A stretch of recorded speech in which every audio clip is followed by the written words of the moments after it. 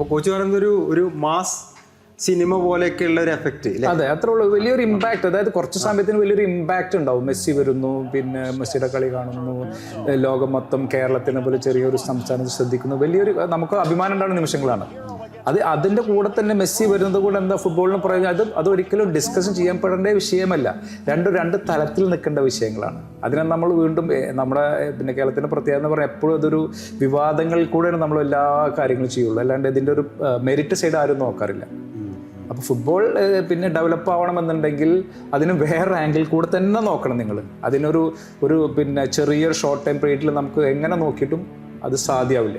ഉദാഹരണത്തിന് ഞാൻ പറയുകയാണെങ്കിൽ ചിലപ്പോൾ സൂപ്പർ ലീഗ് കേരള പോലത്തെ കളികൾ വന്നതുകൊണ്ട് മാത്രം ഫുട്ബോൾ ഡെവലപ്പ് ആവില്ല. ഫുട്ബോൾ ഡെവലപ്പ് ആവണമെങ്കിൽ കളിക്കാരെ ഡെവലപ്പ് ചെയ്യുന്ന പ്രോസസ്സാണ് വരേണ്ടത്.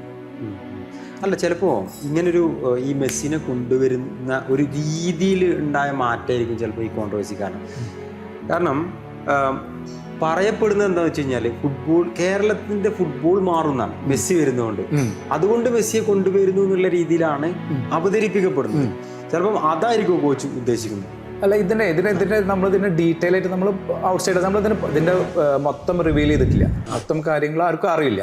ഒരു പുകമറയാണ് നടന്നുകൊണ്ടിരിക്കുന്നത്. പക്ഷെ നമ്മൾ അറിയാൻ ശ്രമിക്കുമ്പോൾ നമുക്കറിയാൻ മനസ്സിലാവണമെന്ന് വെച്ചാൽ പിന്നെ അർജന്റീൻ ഫുട്ബോൾ അസോസിയേഷനുമായിട്ട് നമ്മൾ ടൈപ്പ് ഉണ്ടാക്കുന്നു, അതൊക്കെ ഒരു വേസ്റ്റ് ആണെന്നാണ് എൻ്റെ ഒരു അഭിപ്രായം. കാരണം ഇന്ത്യക്കാരെ പന്തൽ പഠിപ്പിക്കാൻ അർജന്റീനക്കാർ വരേണ്ട ഒരു അവസ്ഥ ഇല്ല. ഇപ്പോൾ ഇന്ത്യക്കാർ തന്നെ മാറിയാൽ മതി, നമ്മൾ തന്നെ മാറണം. അല്ലാണ്ട് നമ്മളെപ്പോഴും ഡിപ്പെൻഡ് ചെയ്ത് നിൽക്കേണ്ട, നമ്മളെന്നോ മാറേണ്ട അവസ്ഥയാണ്.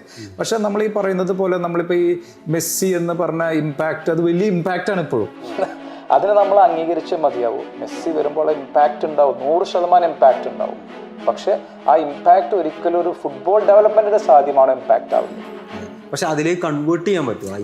അതിലാണ് പറഞ്ഞത്, അവിടെയാണ് നമ്മളതിനെ പോസിറ്റീവായിട്ട് കാണുന്നത്. നമ്മൾ എങ്ങനെയാണ് ഇതിന് ഈ ഡെവലപ്മെന്റിനെ നമ്മൾ എങ്ങനെയാണ് നമ്മുടെ ബേസിക് ഡെവലപ്മെന്റിലേക്ക് മാറ്റാൻ പറ്റുക എന്നുള്ളത്, അത് നമ്മൾ പിന്നെ അത് എങ്ങനെയാണ് ഇതിനെ പോസിറ്റീവ് ഫുട്ബോളിലേക്ക് കൊണ്ടുവരാൻ പറ്റുക നമ്മൾ പഠിക്കണം. അതെ. അതിന് പഠിക്കണമെങ്കിൽ നമ്മൾ അടിസ്ഥാനപരമായിട്ട് ഈ